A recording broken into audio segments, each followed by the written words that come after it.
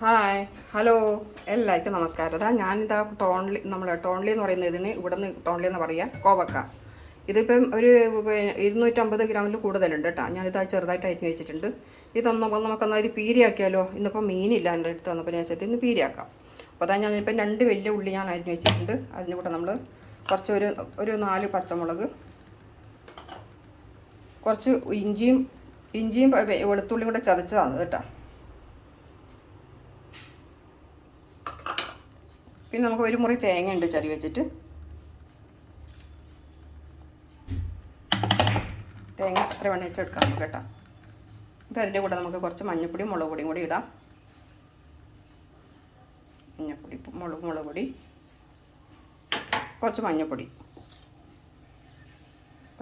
മുളക് പൊടി ഇട്ട് കുറച്ച് ഉപ്പിട്ട് നമുക്കൊന്ന് മിക്സ് ചെയ്യാം. മഞ്ഞൾപ്പൊടിയും മുളക് പൊടി ഇട്ട് നമുക്കിന് കുറച്ച് കറിവേപ്പില ഇടാം. കുറച്ച് ഉപ്പ് ഇട്ട് കൊടുക്കാം. ഇനി ഇതിന് മുകളിൽ നമ്മളെ അരിഞ്ഞ് വെച്ച ഇതുണ്ടല്ലോ കോവക്ക. ഇവിടെ ഇതിന് ടോൺലി എന്ന് പറയുന്ന കേട്ടോ. പല രാജ്യത്തും പല ഭാഷ പോലെ ആണ്. അപ്പം ഇതെല്ലാം നമുക്കൊന്ന് മിക്സ് ചെയ്ത് വെക്കാം.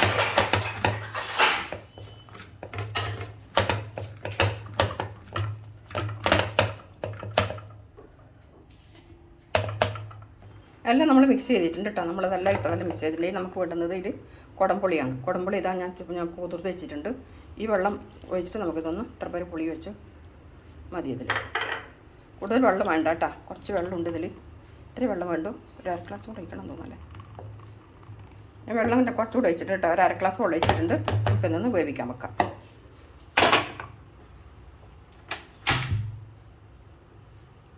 നമ്മുടെ കോവക്ക പീര റെഡി ആയിട്ടുണ്ട് കേട്ടോ. അപ്പോൾ കുറച്ച് വെളിച്ചെണ്ണ എന്ന് പറഞ്ഞാൽ ഇതാ പാരറ്റിട്ട് വെളിച്ചെണ്ണയാണ് കേട്ടോ. കുറച്ച് ഒരു ടേബിൾ സ്പൂൺ വെളിച്ചെണ്ണ ഒഴിച്ചു.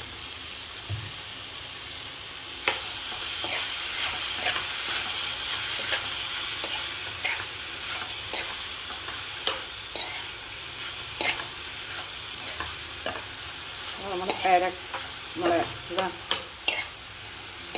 പീര, കോവക്ക പീര റെഡി ആയിട്ടുണ്ട്.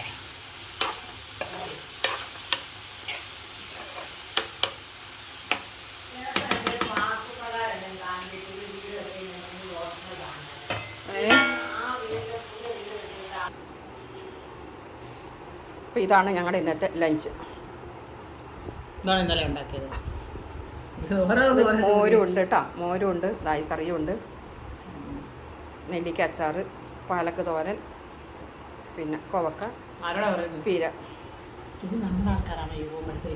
അപ്പോൾ ഇഷ്ടമായ ലൈക്ക് ചെയ്യുക. കോവക്ക പീര. Thank you. ഇനി അടുത്ത വീഡിയോയിൽ കാണാം.